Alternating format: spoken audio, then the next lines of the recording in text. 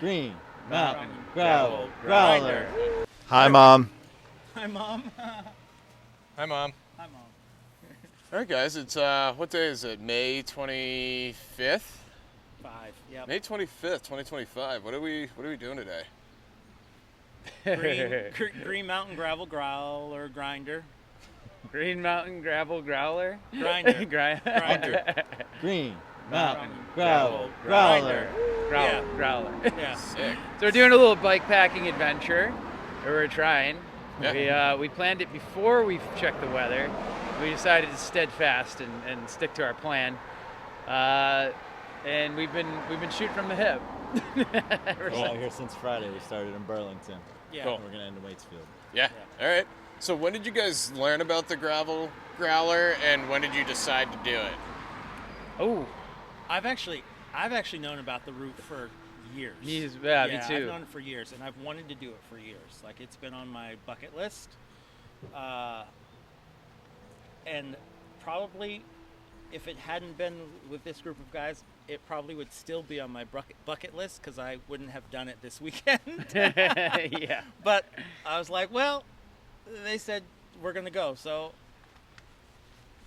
I'm in for a bad idea. Nice. I'm Joseph Dickerson. I'm from Manchester, Connecticut.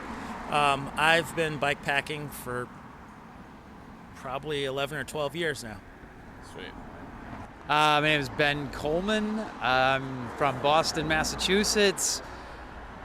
This might be my real first bike packing, like, in this regard. Like, it's definitely my most hardcore one. I've done a couple, like, you might call it more bike touring. Yeah. Hence the panniers. Yeah. Nice. So, so this is maybe my biggest first endeavor. Nice. I'm Sam King from Hartford, Connecticut, and this is my second bikepacking trip. First one I went was with Joseph about 7 years ago. And I also tried to kill him on that. Yeah. Yep. There's several pictures of me shouting at the hill that I was climbing up, cursing Joseph as he's taking pictures of me, smiling from ear to ear like he is right now. That's awesome. So obviously we're at MountainOps here in Stowe, Vermont. I had to make the plug. Did you guys know about this spot? Was it on your planned route, or did you just see it and you're like, oh, we need to fix our brakes? No, but they just saved my life. Yeah. So, so yesterday I'm going down the trail and just lost rear brakes, and we monkeyed around with it and got it working, and then this morning gone again, and yeah, it just happened to be basically on the route. And you guys have been a lifesaver, and everyone was so nice, and it's so helpful. And we're in and out, now we're back on the trail. Cool. So how many miles is the gravel growler? How many miles in are you? And what's the rest of the route look like? The Green Mountain Gravel Growler is 255-mile loop, starts in Burlington, goes, can you hit me some points that we go on? It follows, it takes in all of as many breweries and farm-to-table restaurants, kind of all through the hill and mountain towns, with the furthest point north being Hillstead Farm and the furthest point south being Waitsfield, and then kind of loops them all together. Super cool. Goes across the Lincoln Gap, cuts west towards Lake Champlain, then comes back up to Burlington.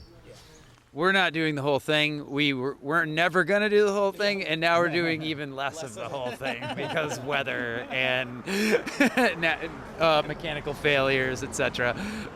Yeah, talk to me about that. Like, how much time did you budget? What were you expecting for weather, and what are you getting for weather? Well, we started this planning a couple months ago, and we assumed it would be a little more summery by now, but being the first weekend of summer, we budgeted 4 days. We were never going to do the whole thing. We left a car in Waitsfield? Waitsfield and one in Burlington. We left a car in Waitsfield and drove to Burlington, started there, and we were going to do about 55, 60 miles the first day, and then about 40, 45 the following days, which seems pretty reasonable because coming out of Burlington is a lot of flat. But we just got poured on, and it's been 40 degrees, so we bagged out and got a hotel in Waterville last night. No, Waterbury. Waterbury, cool. Yeah. which was awesome. Yeah. We had a great experience there. what else did we do? We stopped at Von Trapp. We stopped at Stonecorral. Cool. Prohibition Pig was really good. Yep. Was really good. Good stuff. So, yeah, we're making the best of it. Cool. So what are you guys using for a guide, map, setting your destinations and stop points? Ride GPS. Cool. And the route came from bikepacking.com. Yeah. So they host a bunch of the routes, and there are a bunch of routes all over New England, all over the U.S., and for that matter, all over the world that they folks link together and put up on that site. And I think we're probably one of the earliest to do the route this season. Cool. Probably. It was definitely advised, like, Memorial Day can be a little early for this route because of the mountains and everything's still a little wet up there. Yep. It's still mud season in some of the routes that we've been doing for sure. Yeah. Cool. So, I'm a gear guy. We're a gear shop. Let's talk about the rigs here. Oh yeah. Take the mic. Take the mic. You start with this mostly his Like gear, quick so- 30 seconds on each. Yeah. bike. So this is a 9er RLT9 aluminum frame. I built it up, put all the parts on it myself. Bought the frame raw.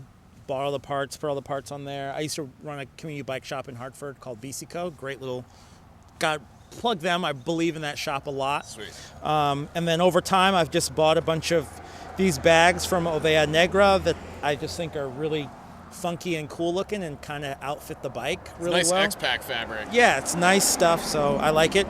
And then on Sam's bike, that Sam's riding is also my bike, but that's a Heller Bloodhound, older school bike, but fat bike with 29 plus wheels on it.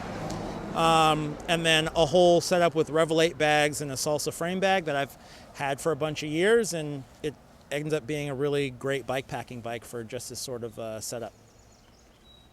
Super cool. Love that. So this is an old specialized steel touring bike that has space for big tires. So I got some 45 millimeter Kendas on here, and I have more touring waterproof panniers on here. And to be honest, like, the bike's held up pretty well, and even on like the single track and stuff. I wouldn't recommend the panniers again. They've kind of really thrown my like geometry off for like turns, etc. But it's gotten me here, except for the brakes failed today, which I could have probably avoided that. But yeah, I mean, it's a simple rig and it's doing the job. Cool. And lastly, how are we fueling our journey? What are you guys' secret ingredients? Couple secret ingredients. I'm a Sour Patch Kids and like peanut butter cups, but also we got some Cliff blocks here. What was the powder we just?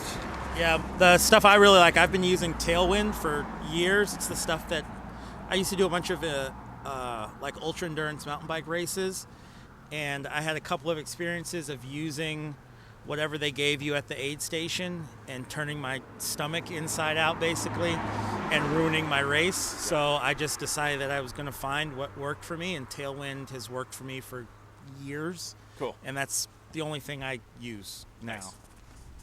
Cool. Pure anger. Nice.